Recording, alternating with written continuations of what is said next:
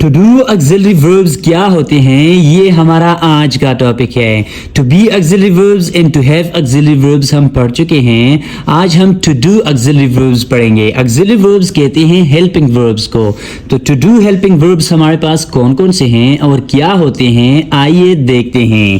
Do, does, dead, یہ ہمارے پاس to do auxiliary verbs ہے، یعنی یہ ہمارے پاس ٹو ڈو helping verb ہوتے ہیں۔ Okay, they can be used as main verbs and as helping verbs۔ ان کو ہم as a main verb استعمال کر سکتے ہیں جملے کے اندر، اور as a helping verb بھی ہم جملے میں ان کو استعمال کر سکتے ہیں۔ مطلب do, does, did کو ہم سینٹینس کے اندر as a main verb استعمال کر سکتے ہیں، اور as a helping verb بھی ہم ان کو استعمال کر سکتے ہیں۔ تو as a main verb اور as a helping verb کس طرح ہم ان کو استعمال کرتے ہیں، آئیے دیکھتے ہیں۔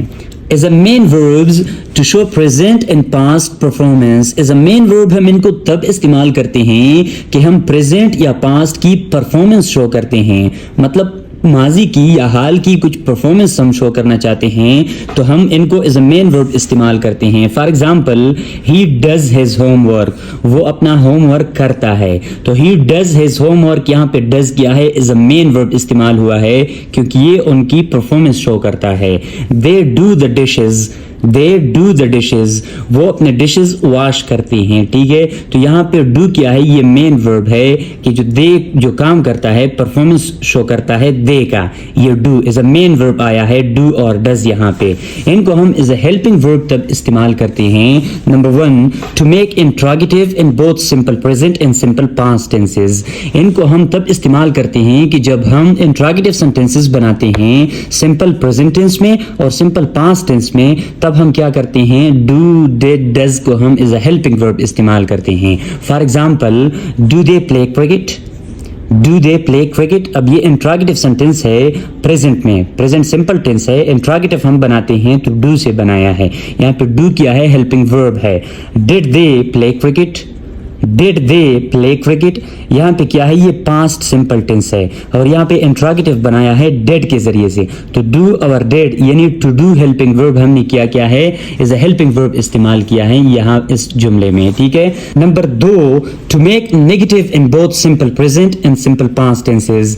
ہم سمپل پریزنٹ ٹینس اور سمپل پاسٹ ٹینس میں جب نیگیٹو سینٹینس بناتے ہیں تو ہم ٹو ڈو auxiliary verb کو ایز اے ہیلپنگ ورب استعمال کرتے ہیں جملے کے اندر۔ For example they do not play cricket. اب یہاں پہ یہ نیگیٹو سینٹینس ہے، سمپل پریزنٹ ٹینس کا نیگیٹو سینٹینس ہے، تو ہم نے ڈو کو کیا ہے، ایز اے ہیلپنگ ورب استعمال کیا ہے کیونکہ یہاں پہ مین ورب پلے ہے۔ Okay, they did not play cricket, یہ سمپل پاسٹ ٹینس ہے اور یہاں پہ نیگیٹو بنایا ہے ہم نے ڈیڈ ناٹ کے ذریعے سے، تو یہاں پہ ڈیڈ ہم نے کیا ہے، ایز اے ہیلپنگ ورب استعمال کیا ہے نیگیٹو بنانے کے لیے سمپل پاسٹ ٹینس میں۔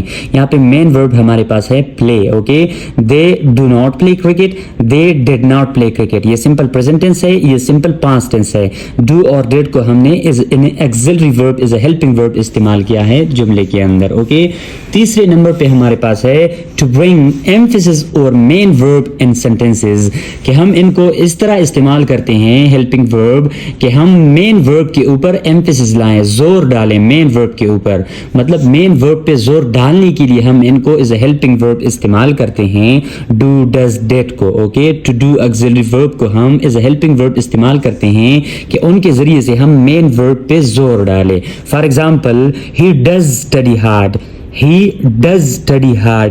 اب یہاں پہ اگر یہ لکھیں he studies hard، اوکے، تو یہ سینٹینس کمپلیٹ ہے، اسٹڈی یہاں پہ مین ورب ہے، لیکن he does study hard، does یہاں پہ کیا ہے، does یہاں پہ as a helping verb آیا ہے، اسٹڈی کے اوپر اس مین ورب کے اوپر زور ڈالنے کے لیے ہم نے does کا استعمال کیا ہے۔